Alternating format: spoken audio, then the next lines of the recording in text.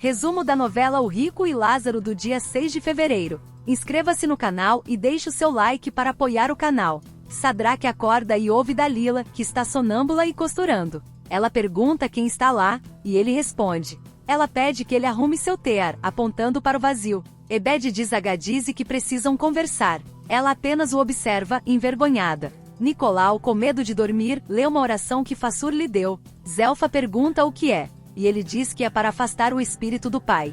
Zelfa aconselha que ele ore com sinceridade, usando suas próprias palavras. Nicolau promete, mas, assim que ela sai, volta a ler a oração de Fassur. Gadize lamenta ter se apaixonado por Matias após anos guardando-se para outro. Ebed diz que o homem por quem ela se apaixonou não existe mais. Gadize teme sua reação ao saber que será pai. Ebed afirma que ficaria feliz em ter um filho com ela, mas precisa voltar ao palácio. Gadize questiona se ele pretende abandoná-la, e ele diz que quer o melhor para ela. Sadraque oferece consertar o tear de Dalila e pede para conversar antes. Diz ter uma mensagem para ela e começa a orar. Ele segura sua mão, a deita e faz outra oração. Ao sair da cela, o soldado pergunta o que ele fez e Sadraque responde, não fui eu, foi o meu Deus. Darice diz que Zabaia conseguirá os ingredientes, mas só entregará pessoalmente. Samu começa a ter alucinações, lembrando-se de sua juventude com Shag e com Daniel. Vê-se matando Daniel, com Urzabun chamando-a de assassina e seu pai dizendo que ela nunca seria amada. Lia dorme, e uma escrava ameaça cortá-la, dizendo que seu rosto não será mais bonito para o governador. Asher chega, a afasta e avisa que se mexer com Lia, ou Naomi elas vão se ver com ele. Ele a manda voltar ao seu lugar, garantindo que Lia está segura. Lia, com o rosto sangrando, agradece a Asher pela proteção. Lior pergunta a Asher onde esteve, e ele responde que foi ao acampamento das mulheres. Lior fica surpreso, mas Asher explica que ouviu falar sobre as escravas perturbando Lia e Naomi e foi lá para dar um aviso. Rebeca pede à mãe para ver Urzabun, e Lana diz que não pode deixá-la ver um filho de uma assassina, mas Ravina defende Urzabun, sugerindo que a mãe tenha chance de provar sua inocência. Zadok concorda, e Ravina permite que Rebeca vá, mas com Matias. Ilana não gosta e discute com Ravina, criticando Urzabun por sua origem em relação com a adivinha. Joana tenta acalmar a situação, sugerindo esperar para que todos se acalmem. Zack pergunta se Absalom entendeu, e ele confirma, surpreso com o acordo do pai com o sacerdote. Zack explica que ainda há muito que eles não sabem. Absalom questiona se devem continuar com o esquema, e Zack responde que para ter sucesso, é necessário fazer alianças poderosas, e às vezes, sujar as mãos. Absalom expressa dúvidas sobre esse tipo de negociação, mas Zack assegura que o exército real só recebe o fornecimento por causa dessa forma de agir. Absalom concorda, mas acredita que o certo é ganhar de maneira honesta. Ravina sugere que Rebeca espere mais antes de procurar o rapaz. O mensageiro chega informando que Daniel precisa falar com Matias urgentemente. Ravina concorda com Ilana, reconhecendo que não deveria ter desautorizado antes de conversar e chegar a um acordo. Dalila pergunta se Sadraque esteve lá à noite. Sadraque questiona se ela tem certeza de que não lembra de nada e pede para ela se concentrar. Dalila lembra de ouvir uma voz e logo adormecer em paz. Ela diz que depois dormiu tranquilamente e acordou se sentindo muito bem.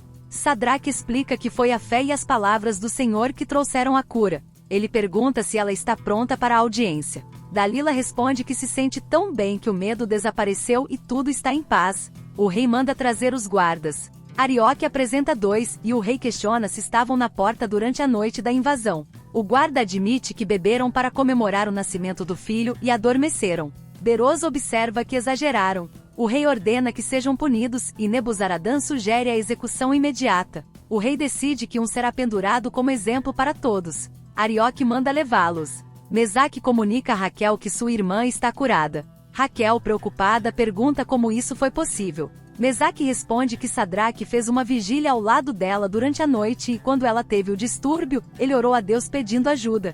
Raquel, ainda insegura, questiona como ela pode ter certeza de que o problema não se repetirá. Mesaque responde com confiança, dizendo que ao fortalecer a fé em Deus, ele tem certeza de que o mal não voltará. Raquel, preocupada com a reação do rei, pergunta se ele acreditará nisso. Mas Mesaque acredita que tudo ficará bem e afirma que elas são abençoadas por tê-los ao lado delas. Zack se apresenta a Daniel como filho de Shain, irmão de Absalom.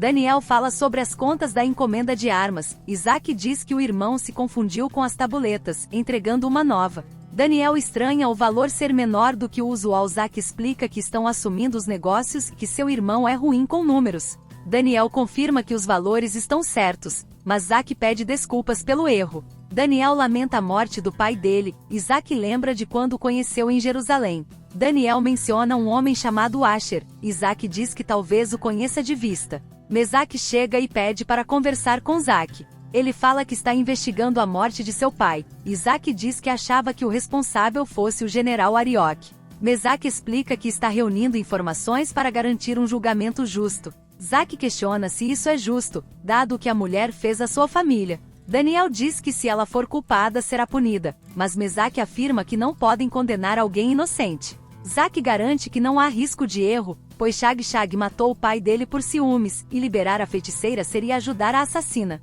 Rabissares encontra Isaac e pergunta sobre o julgamento da adivinha. Isaac diz que o problema foi resolvido e questiona sobre a data do julgamento. Rabissares responde que pode ser hoje, dependendo da decisão do rei. Isaac pede para ser avisado quando a sentença de morte for dada. Talita pergunta se a sogra já acordou, e Zelfa responde que ela ainda está dormindo. Zelfa então fala com Tamir e Samir sobre as obrigações no casamento, dizendo que o que Fassur ensinou está errado. Samir sente vergonha, mas Zelfa afirma que sabe o que está nas escrituras e que ninguém vai para o inferno por cumprir o que Deus espera de um casal. Ela diz que as mulheres devem ser felizes em seus papéis, e Samir reflete sobre isso. Talita então diz que dormirá bem essa noite. Zelfa continua dando conselhos.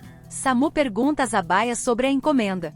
Zabaia pergunta o que ela pretende com os ingredientes, pois sabe que podem ser perigosos. Samu responde que o pagamento não foi apenas pela encomenda, mas pelo silêncio. Zabaia entrega o que ela pediu e pergunta o que ela está planejando, e Samu revela que são ingredientes para um segredo de beleza. A rainha de Judá pergunta a Ebed o que está acontecendo, pois ele parece distraído. Ebed pede desculpas, e a rainha pergunta sobre os pratos do reino de Tiro para fazer a princesa se sentir em casa. Ebed vai consultar as penais. A rainha também pergunta por que o harém está vazio, e Edissa explica que é por causa do julgamento de Dalila. A rainha manda fazer um vestido para Edissa, que se preocupa sobre como Joaquim reagirá à princesa. Ebed diz que isso não é assunto dele. Beroso pergunta quando Samu fará o que pediu, e Samu responde que já tem o necessário, mas que ele não deve saber os detalhes. Beroso quer que tudo seja rápido, pois eles precisam lidar com Daniel. Samu diz que muitos negócios estão em andamento e que se puxar o fio, vai descobrir tudo. Beroso decide acelerar a construção da estátua, e Samu promete que Daniel logo estará fora de cena. Beroso ainda quer se livrar dos amigos de Daniel e acha que a estátua pode ajudar nisso. Se você gostou do vídeo, não esqueça de ativar o sininho das notificações para receber o aviso de novos vídeos. Obrigado.